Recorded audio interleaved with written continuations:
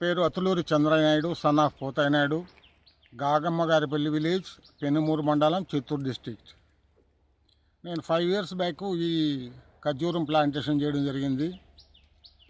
3 years నుంచి వీటిని మొదలు తులుచు పురుగుని ఎర్రవి నల్లవి రెండు రకాల పురుగులు వీటి మొదలుతో తుల్చడము, లోపలికి వెళ్ళిపోయి చెట్లతో కూడా పడిపోయే పరిస్థితులు వచ్చాయి.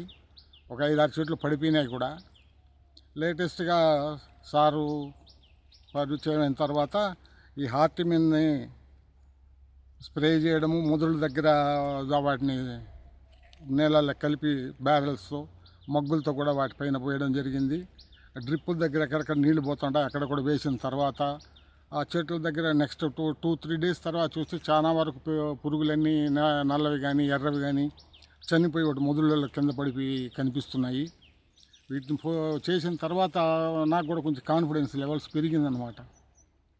అంతవరకు చాలా ఇబ్బందిగా ఉండేది, మనం ఏమీ చేయలేని పరిస్థితి అనమాట. ఈ నల్ల పురుగులు ఎర్ర పురుగులతో స్ప్రేలు చేసినా కానీ అవి లోపలికి వెళ్ళిపోతాయి కాబట్టి మనకు అవి మళ్ళీ కనిపించలు. స్ప్రే చేసినా కానీ వాటికి తగలదు. అది లోపలనే దాని లార్వాలు గుడ్లు పురుగులు అయిపోయి చెట్టు కింద పడిపోయేదాకా కూడా మనకు వాటి పరిస్థితి ఉండేది కాదు. ఇది స్ప్రే చేసిన తర్వాత చాలా వరకు కంట్రోల్ అయిందని నేను అనుకుంటున్నాను.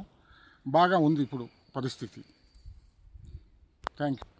అదేవిధంగా ఈ ఆకుల పైన మచ్చలుగా మొత్తం తెల్ల పురుగుల్లాగా గుడ్లుగా మొత్తం ఆకులు మొత్తం కమ్మేసుకుంటుంది అనమాట.